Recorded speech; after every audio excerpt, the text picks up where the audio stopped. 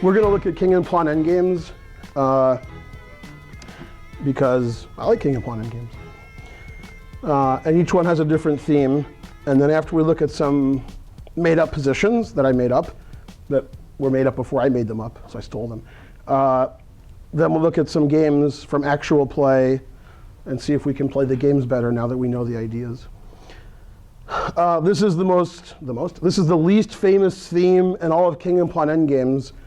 Does anybody know the theme to win this endgame? It has a name. Anyone? No call-in voters? Opposition is a partial credit. Partial. But no credit. This is actually triangulation, which doesn't happen very often. If you play normally, king e5 is a normal move because no other move.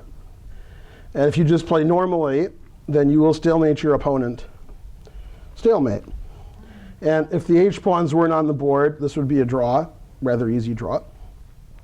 But because of triangulation, we can create a Zugzwang position. So after king e5, king f8, black is in Zugzwang, although it's not his move, so he's not in Zugzwang. So what white has to do is make it black's move. So if black played king f7 in this position, white would play king f5 and win, because his king would go to g6. And if black played king e8, white would play king e6 and have the opposition. So the way for white to win is to lose a tempo by moving his king backwards. You can go to e4 or f4. e4 is easier for me because it's straight back. And if king f7, for example, then king f5 is an easy win because the next move is king g6. And we'll be 2 pawns ahead. OK, so black plays king e8. And once again, white hangs around with king f4. He's waiting for black to play king f8. Again, if king f7, we play king f5 and king g6. So king f8, and now we play king e5. And if you can remember 1 minute ago, we had this position, but it was white's move, and now it's black's move. And the last 3 moves, white created a triangle, sort of, by playing to the same color, black, black. And black had to change color every move. So now it's black's move. If black goes here, white easily wins by taking this pawn. And there is a trick, though, that black can play, which will work on some people. In the camp, most people. Not in this class. But, and that's if king e8, we get the opposition, and everybody's happy. And if you're not paying attention, and you promote to a queen, that would be stalemate. And you don't win when it's stalemate. So that would be a mistake. What's the best move for white in this position? Because promoting to a queen would be stalemate.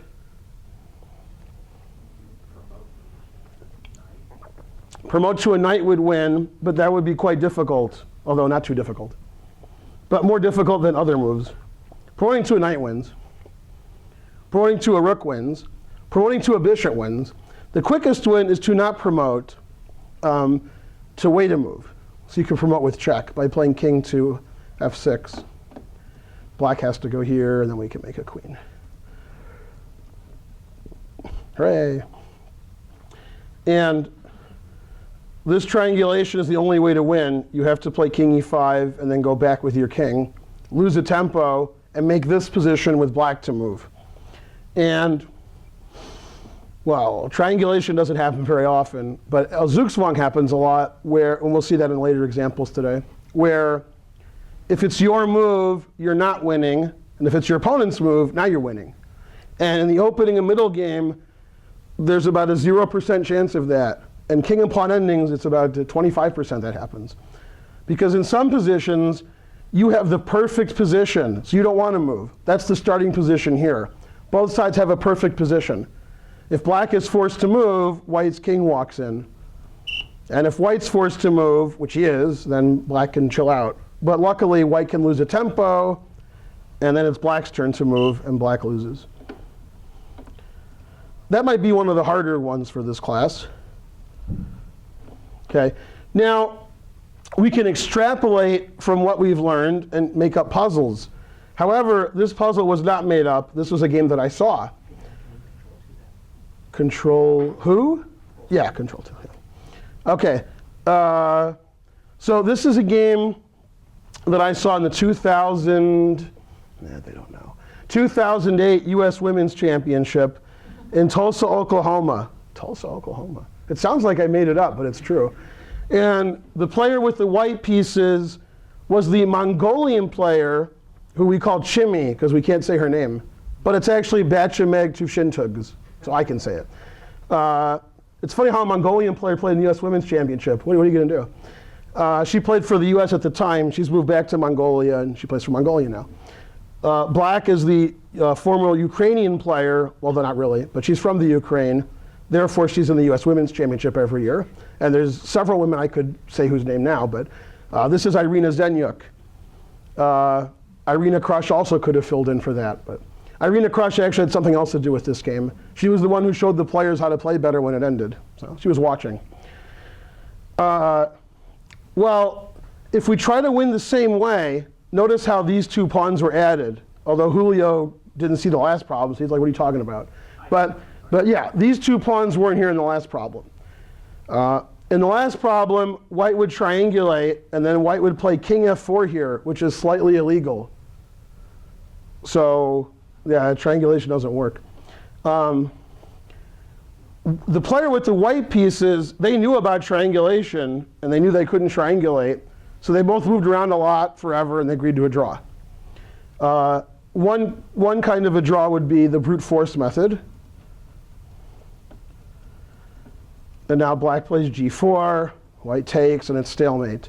Or white could not take and lose, which is even worse than black queens. So this was a draw. And what ended up happening was white moved her king around a lot, and black moved her king around a lot, and they agreed to a draw. When the game ended, there was a big fight between Boris Golko and Irina Krush to see who could run up to the board faster to show them the win they missed. And although obviously black didn't miss a win, white did. And the player with black was sitting there looking bored, like obviously this is a draw, and moving quickly. And she also thought this was a draw. But Golko and Krush explained, in this position, excuse me? Who won the race? It was Golko. I think he pushed her down. Kicked her a couple times too. Yeah, and at the same time they were like, here, ah. Okay. So in this position, white has a simple winning move, which neither player saw. Although I guess it's not simple because neither player saw it. And after this move, there's no doubt that white's winning. And Gwen Stefani agreed. Nobody gets the no doubt joke. Somebody at home got it. Right, Ben? I heard Gwen Stefani. What? I heard something like Yeah, I said there was no doubt about who would win this position. Thank you. There you go. I'll be here all night. Anyone at home want to call in from the future? Nobody ever calls in from the future. On movies, they do it like half the time. On our show, never. No, that'd be really cool if you do that. Yeah. Give me an idea. Yeah. All right, we'll let you work on that. So I'm going to show you a problem later that has the same theme. And you'll solve that because you saw this one. No, they won't. OK, so the winning move is f7, giving the pawn away, because we're not trying to queen that pawn. We're trying to move our king into the position and take black's pawns. Black captures, and white plays king f5.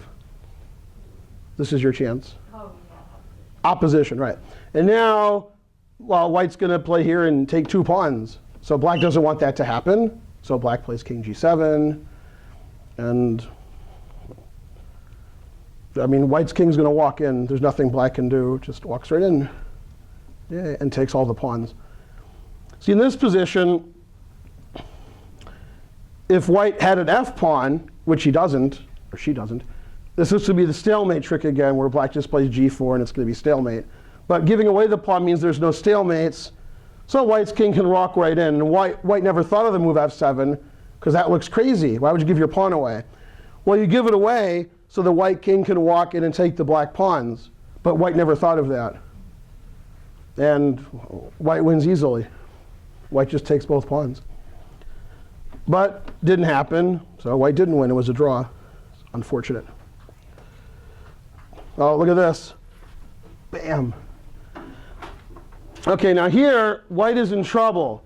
So this way, you people feel more at home. You know, while you're getting crushed, right? Yeah, okay. Isaac's like, I've won every game this week. What are you talking about? Okay. Well, white's king isn't as good as black's king, and white's trying to queen, and black's trying to queen. But more importantly, black's taking the pawn, and white is not in time to defend the pawn. So for example, if white plays king c2, black plays king d4, king d3, although not legal, I've probably seen it all week at the camp. It's unfortunate. Okay. And black wins the pawn. Now, in these kinds of positions, if you're wondering is it a win or a draw, when the king is 2 squares in front of the pawn, which it is here, it's always a win. When it's right in front of the pawn, it depends whose move it is. Okay, well here, the king is 2 squares in front of the pawn, so it doesn't depend whose move it is. It's just a win for black. So black's going to win the pawn, and white has to realize that, and white wants to lose the pawn in the most, well, the best way for him. And if black's king wants to be really far in front of the pawn, you either have to make black's king go backwards or do what else? Much louder. Make the pawn go forward. Make the pawn go forward. So the drawing move is making the pawn go forward. What's that? I can't see from here, but You should sit closer then. I can't see either, but that doesn't stop me. I play blindfold a lot. E5, right. Good for not seeing. Okay. He'll play you all for money after the class. And for the future. It's hard to understand that. Okay. All of a sudden he's rich. He didn't realize it. Now black has to take. Now it's hard for the king to get in front of the pawn because the pawn moved up a lot. Now a typical player would play king c2 and lose because Isaac would get the opposition with what move? Well, what will black do to get the opposition here? We'll get to that later. King c4, kings are opposing. And now, whichever way white goes, let's say this way, black goes the other way, and black is winning, because black will make a queen. Making a queen is good. Hope you're taking notes. And these are the next 4 moves. But as Isaac also pointed out, king c2 is not a good move.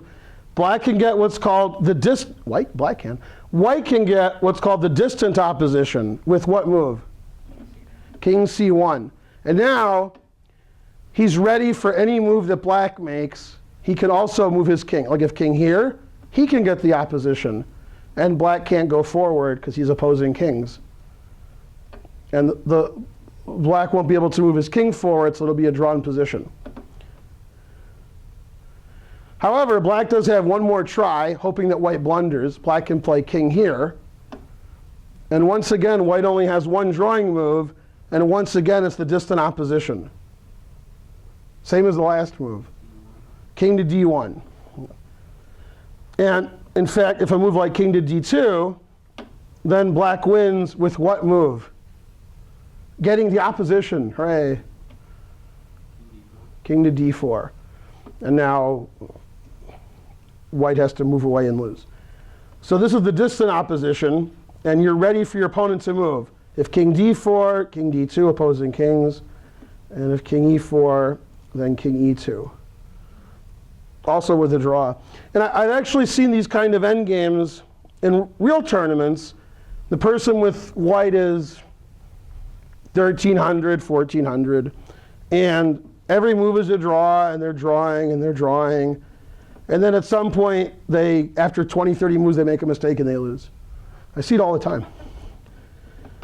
Like in this position, black has 4 legal moves, but white has, I had too much to drink today, I think. What's in this? White has 4 legal moves, but only one of them draws. That's not a good percentage. What's the drawing move? King e1. A lot of lower ranked players would play king f1 because the kings are sort of opposing. But then king f3 and black wins. Hooray for black, he wins. But okay, with proper play, king e1, and it's a draw, and we can show the final stalemate. And white can't move, so it's stalemate. So that was called distant opposition. There's a puzzle I show most of my students. This position's very tricky. See, it's not the advanced class, intermediate class. So in this puzzle, which isn't really a chess puzzle, but it's good for your chess, you're trying to get your king to the back row. So if white gets his king to the back row, he wins. If black stops him, then he wins. And if you know distant opposition, then you can play correctly. If you don't, then you can't. So this is actually winning for white. If white could play king a6 here, he would win, because he'd have the opposition. King a4 is the distant opposition, and king a2 is the super distant opposition. These moves don't win. You can't get to the back row, but this move you can.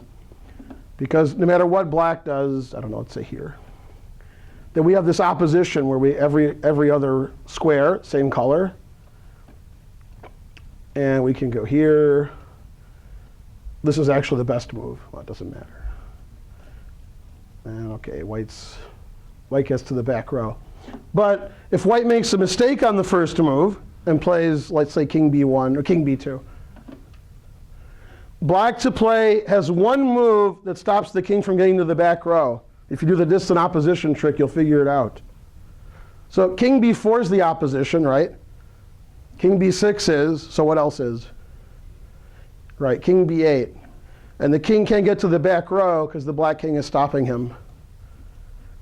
And this would go on forever, which is not quite so interesting. So that's a distant opposition problem where you can sort of see this is the opposition, so is this.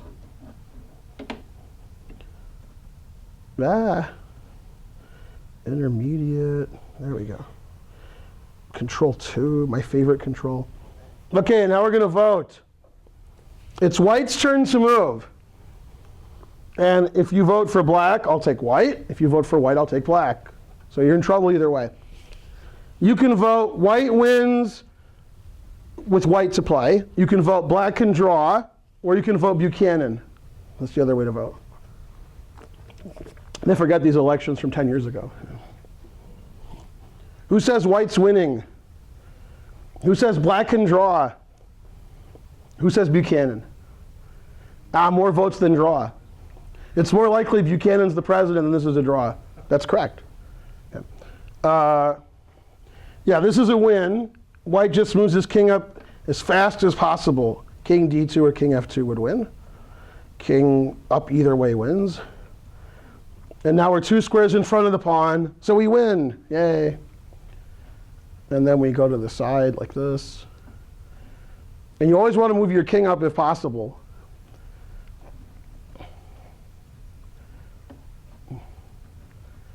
And this is a position that could happen. What should white play in this position? King to e6, right. And then somewhere, and then, yay, we queen. So when your king gets 2 squares in front of your pawn, you're gold. If you figured it out beforehand, even before the lecture, then you're fine gold. What's happening?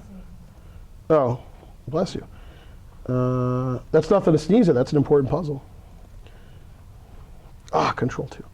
Okay, this is a famous breakthrough problem, which you're all familiar with, except for those of you that are not familiar with it. Right, Ben? I love this conversation. See, he's familiar with it. He says that about all of them, makes him look smart. So 3 pawns against 3. Normally that would be a draw. But more important than pawns are promoting your pawns to queens. And here, white can break through the 3 black pawns and promote to a queen as long as it's white's move. If it's black's move, black can actually prevent it. So what move can white make to win and queen one of his pawns? Let them think a little bit.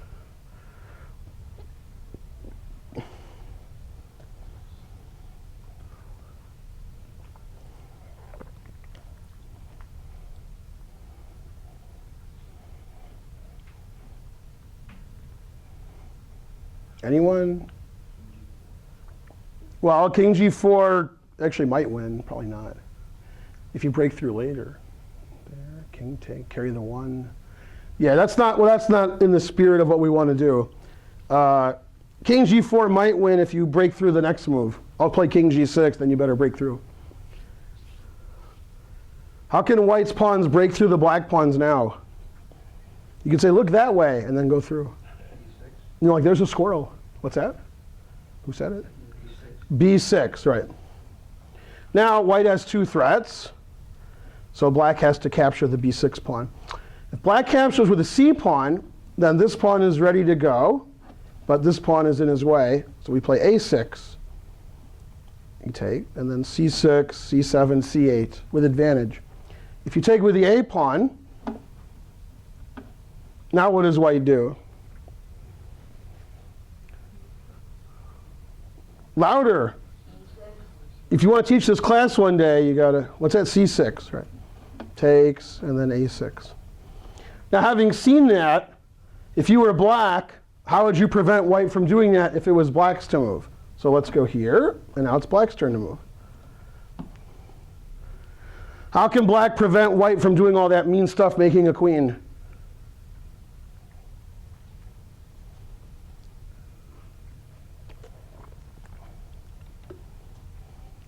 Yes?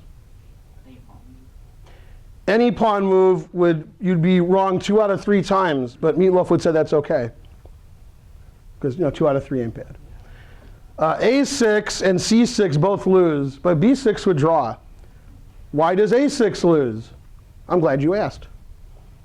A6 loses to what move? White to play and win. Man, you guys are quiet. Or I don't hear so well. I don't know, one of them. C6, and white's going to make at least 1 queen. Maybe 2 queens. Yeah, 2 queens if he wants. Yeah. And C6 is the same. We play A6, and we crash through. And I'm sure you were watching the World Cup today, and I'm sure you know what I'm talking about. That was funny. Right now, there's a tournament going on called the World Cup with lots of prize money, something like $1 million plus tax. And it's a knockout tournament. And in one of the matches today, one of the guys was losing, and then he got like 100 passed pawns, so he won. Computer said no problem, but the guy playing didn't know how to stop the passed pawns, so they queened. That's the guy I picked to win the tournament, so I'm glad he won. He's not going to win the tournament, but I'm picking him to win the tournament. However, b6 does stop the pawns, and there's no breakthrough for white. Whichever way white captures, if he captures, black will capture the same way. Notice capturing the other way, that's not so good. Then white would queen. So b6 is a draw if you're black. b6 is a win if you're white. So that's the key idea breaking through. And there's a lot of endgames where you'll see strong players sacrifice a pawn or a knight or a rook so they can promote a pawn and get a queen. So that's worth more than the sacrificed material. So it's always This is quite simple, and most of my students rated over 1,300 solve it pretty quickly. However, I had a student come over rated 2,200 who never had formal chess training. He didn't know anything. That's why he was 2,200. And I showed him this, and we looked at it for about 5 minutes, and he gave up. And I had another friend who was 2,300 who was laughing at him. So they had a good time. Everybody had fun. This is white to play and win. Although when my students are very strong, I give them another puzzle. I say white to move and mate in how many moves? And the last person I gave that to who solved it, he became the high school champion of the US. So he was right, Atulia Shetty. Your favorite, yeah. Yes. Right, the person in question who I talked about earlier, they moved their king about 100 times in a row and they gave up. They said, I guess it's a draw. Because if white ever, I can't move either one? Wow, tough computer. If white ever plays king here, or king here, or king here, or king here, it's stalemate. And if white doesn't sacrifice one of his 2 pawns, then white's not going anywhere. And this sacrificing this pawn is a bad idea. So the way to win is to sacrifice your h pawn because you're trying to avoid stalemate. And that's a good way to do it. Now, king h6 and king f6 both win, but one wins quicker. One is mate in 6, and one takes forever. Which move can white play to keep the black king tied down on the side? Yes. King f6 is correct. And the king is trapped on the side. And now, white has mate in 2 moves. Who could find such a checkmate? Who? Queen g3, forcing the black king to go towards the white king. And then queen here would be mate, and queen here would also be mate. And most persons I show this to, if they had this position, they would go here, and then here, and then here, and here. And by the time they get to 8, I would have h1, I would have fallen asleep already. I think I have coffee. So it's better to make the black king go towards the white king than to chase it with your king all the way down the board. Queen g3 is much quicker. And in fact, from the starting position, this is white to play in mate in 7. And it takes 7 moves to mate. If you play h8, if you never sacrifice your pawn, then you will never win. Yesterday or 2 days ago? 2 days ago. That's correct. 2 days ago, Nakamura was playing in the World Cup, his game 2, and he won a draw in endgame. And the reason it was a draw is black had to sacrifice all of her pawns and get a similar position with bishops. But she was intent on saving one of her pawns, and then he queened. Because she really wanted that pawn, but he made a queen. So if she had got rid of the pawn, then she could have drawn because the pawn actually hurt her. And this is the same thing. Sometimes pawns hurt you in the endgame because they're stalemating your opponent, or they're stopping your king from walking in somewhere. And that's what we saw in some of the previous examples. So by getting rid of this pawn, white wins easily. With the pawn, everything is stalemate.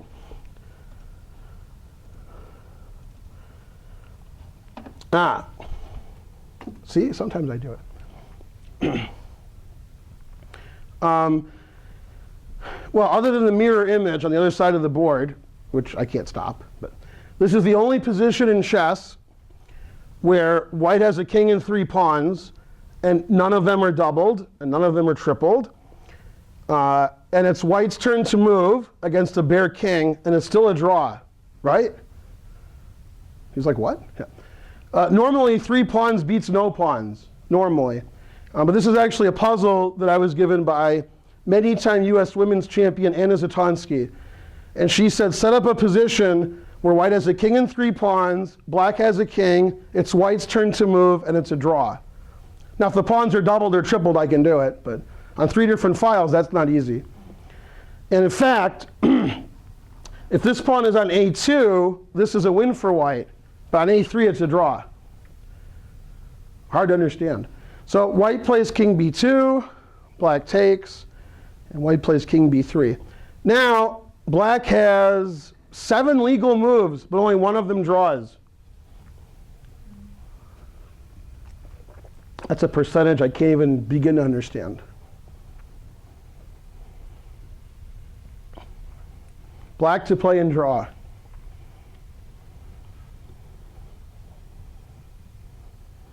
If you were here when the lecture started, then you said, what was the word you used? Opposition. What is it? King b5. If it was black's move here, black would be losing, but it's white's move. If black plays king c5, the obvious move, now white wins with a not so obvious move. White to play and win.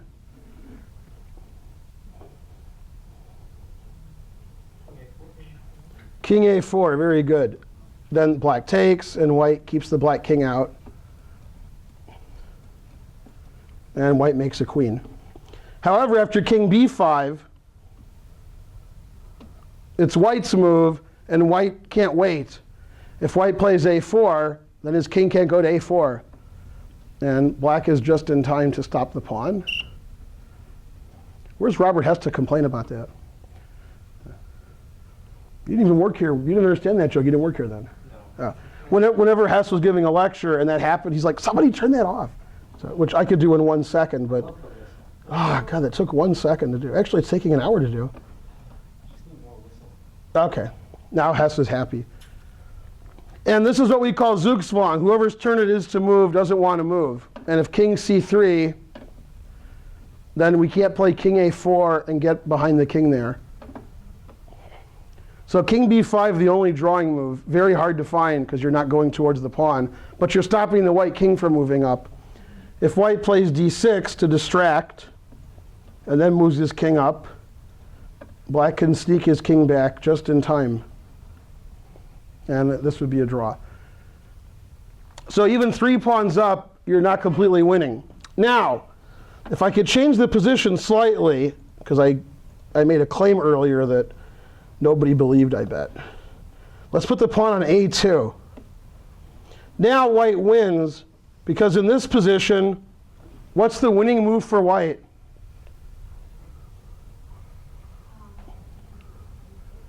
a3, and now it's black's move. That's why the pawn had to start on a3. So sometimes you want it to be your move, sometimes you want it to be their move. When your position is perfect, you don't want to move. Ugh. Okay. When you were taught chess and you were taught opening principles, you probably heard the word center a lot. Play in the center, play in the middle, take towards the center, center this, center that. And when you play in the center and your opponent plays on the side, then you should win, as you would know from Monday, Tuesday, Wednesday at the chess camp. So I gave white 2 center pawns and I gave black 2 side pawns. White to move, what do you think should happen here? White wins, black wins, or draw?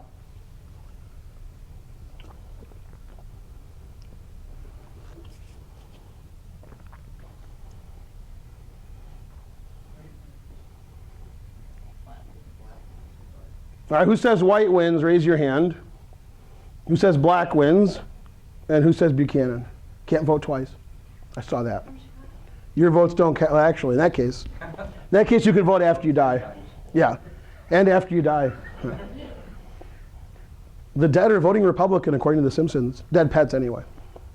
Okay, so black is winning because the class said so, and because this is the theory of the outside passed pawn. So this is the inside of the board, and then this is the outside of the board, and there's no board anymore.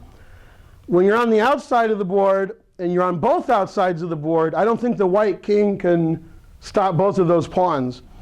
However, 2 center pawns that are connected, black's king just sits right there. So black starts moving one of his pawns, it doesn't matter which one, and then white will go over there and stop it, and then black's going to move the other one. And you can't, and yeah, black's going to get a queen. And white can move his pawns, but the black king's right there in front of him. So it's an easy win for black. Black pushes the outside pawns, and white gives up. Let's see, pawn here. Better stop that pawn. And then here. And then, I don't know, white resigns. And black queens his h-pawn. So unfortunate. So in a lot of endgames, especially king and pawn endings, but also knight and pawn endgames, which we're not talking about, you want to have outside pass pawns on the side, because even with one outside pass pawn, if white's king is moving towards it, they can't control any other part of the board. With 2 outside pawns, and knights don't like to stop outside pawns. If it was a knight and pawn endgame, white would put his knight here to stop the pawn, then his knight's not very active. So in endgames, usually you want pawns on the outside of the board, not the inside. In the opening, you want the inside because you control everything. And the last made-up position before my real positions. White to play, is it a win or a draw?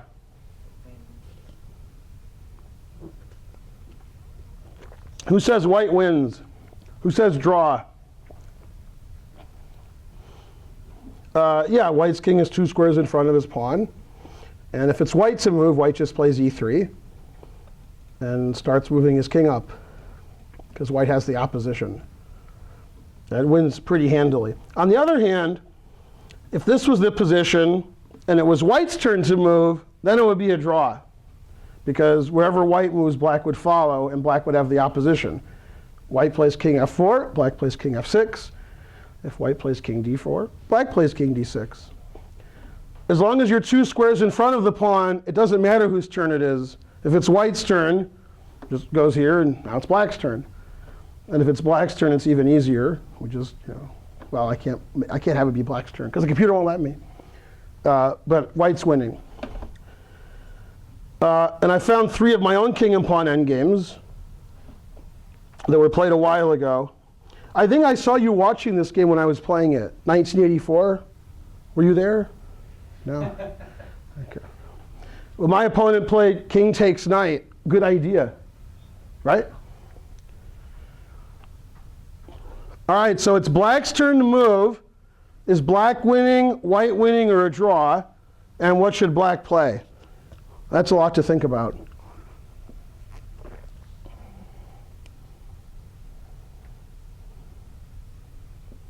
Black move. It is black's turn to move. White just took my knight. But what's the evaluation? White's winning, black's winning, draw. Who says white's winning? Who says black's winning? Who says draw? I'll say draw, even though it's wrong, just with a little of each. Well, that depends on what move you make. If both sides play perfect, I know the result. But if you make a mistake, then there'll be another result. Now, I heard a move suggested that was not good. And then one of the results would be right, not the correct one. King e3 was suggested, but that's actually a big mistake. Now white's winning. Although white shouldn't have been winning, but he is now. White's a play and win. And we talked about this in our other puzzles, the winning method.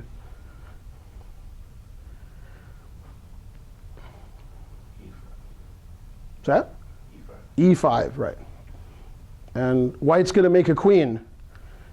So then white's going to win. And black's king is well placed to stop e5. Black's king is controlling e5. So I played f5. And we traded. And, well, the reason black wins is black has an outside passed pawn. My pawn is over here on the outside, not near the center. That means white's going to spend a lot of time staying on the outside while the black king is taking everything. So after king a3, for example, I think he played g4, which is terrible. But if he just tries to win my pawn, then I have 2 ways to win. I can just go take these pawns. Or I could take this one first to be safe, and then I can go take his pawns. And my king's taking all of his pawns, and his king's not near my pawns. So black would win. And that's why the outside pass pawn wins. When pawns are traded, one guy's king is out of play. My opponent played g4, trying to get all the pawns off the board. But he mainly got his pawns off the board. Okay, and then he resigned because I'm going to be a queen ahead. Right? So black was winning, but that actually was a very important trick. A lot of my students suggest king e3 because they want to go take all these pawns. And they don't see that e5 is queening for white. So your opponent can have counterplay. You have to be careful. Another way to win is to play f6. This way, this prevents e5, because the f pawn can take. And now our king can run in and take all these guys. We have to take measures against e5. Make sure our opponent doesn't make a queen. This was played in 1990 in Holland, so the wrong Ben is here. If only Ben Conover was here. Then Ben Conover would really, I pushed Control F2, exactly what you wanted me to do. Exactly what you wanted me to do. Okay, so I took. Well, we each have 4 pawns on the king's side, and we each have 1 pawn on the queen's side. The most important thing you can learn from this class, if that's possible, that you can learn anything. What would your Malinsky say? Something funny. So pretend your Malinsky's here saying something funny. If there's anything you can learn, it's in endgames, especially king and pawn endgames. The most important thing is king position. If your king walks up the board and is active in an endgame, and your opponent's king is staying on the first rank and not doing anything, the active king will win.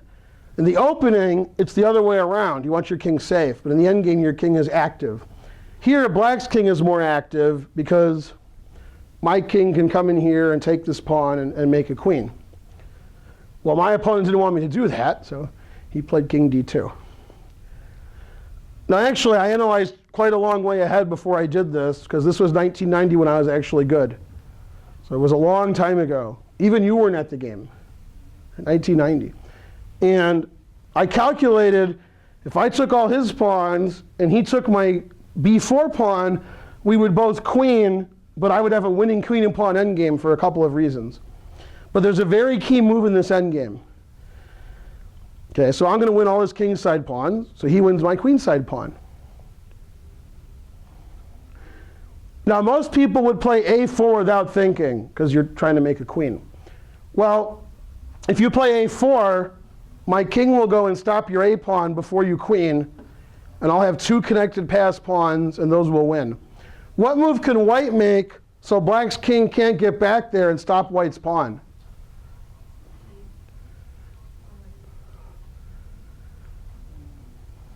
Loud, so I can hear. King c5. Now my king can't get over there, so we're both going to queen. And we did. And if I could win his queen, I would win. And if I could trade queens, I would also win, because I have a passed pawn. If I don't trade queens, and it's his move, he'll start checking me, and probably it's a draw. But I can trade queens with queen b2 check, or queen f2 check. Now if king c6, his king and queen are lined up on the diagonal, not good for him. So he played king to b5. I checked, and now he realized I'm going to trade queens. If he goes to the a file, I'll check and take his queen. If he goes to c5 or c4, it doesn't matter which. I check. He can go to b5 or b3, and I check and trade queens. And black has a winning king and pawn endgame. In fact, even though white lost, too bad for him, but he's playing me, so he found the great move king c5. If he doesn't find that move, I won't have any problem at all winning. I'll just defend his pawn. And the two connected pass pawns defend themselves. He can never take this one, because then this one will queen. So that would be an easy win for me. But he didn't let me do that. He made us both queen a pawn. So he tried. And he failed miserably. The lesson is, never try.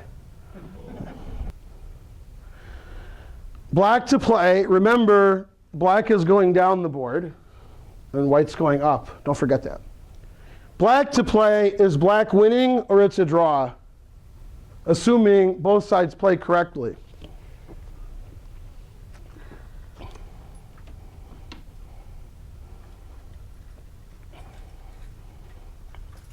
I'm not sure if Isaac's hand is raised or he's tired because he's up till 1 a.m. I can't tell. No, okay. Totally confused. Black's turn to move. Is black winning or it's a draw? Black's winning. Now, if these pawns weren't here, then it would be a draw, because white just runs his king in the corner.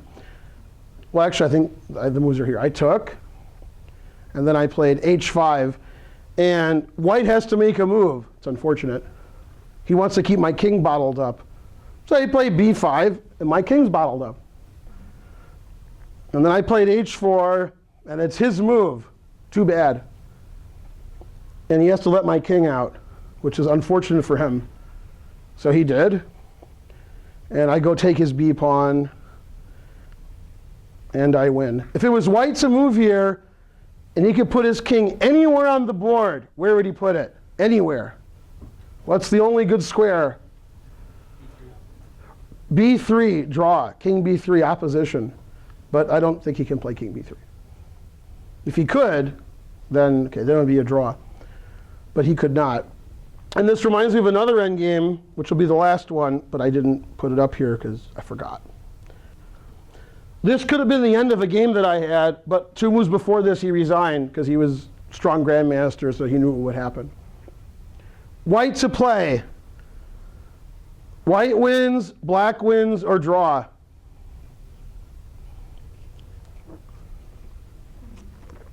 It's white's turn to move.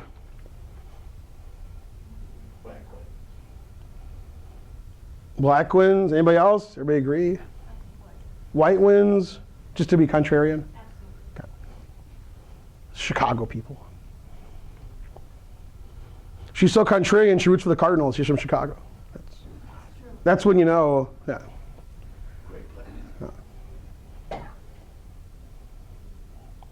That's it, black wins. Black wins. I was white, my opponent resigned. Because then I gave him, like, scared him. No, white's actually winning. Because white's closer by files to the pawn. He's going to attack first. King here. And king here. Ah, king h5, the winning move. And now, when I take this pawn, which I will, black has to play king g7. Not easy to do. Or impossible. And if you thought ahead and decided, okay, I'm going to lose that g pawn, so I'm just going to I'm going to walk my king over here and draw. Well, you can't walk your king over there. Oh, too bad. Can't move your king closer. And now you have to play king g7, but you can't. But yeah, king h5 is a nice move. And this is called mutual zugzwang, or as they say in French, trébuchet. It's both sides are in zugzwang. Whoever's turn it is loses. I hate when that happens. Doesn't happen in the opening too often, or ever. But in the end game, king and pawn versus king and pawn, I could actually set up several positions like this one, where if it's your turn to move, you're losing. And the reason white was winning is white's king was closer file-wise. I'm on the E file, he's on the D file. Now I'm 2 files closer. Now I'm attacking his pawn, and when he defends, I defend my pawn. It's lucky that H file existed, otherwise I'd have been lost. H file exists. Take the H file off the board and I'm losing. So in conclusion, the good player is always lucky, right? Confused? Exactly.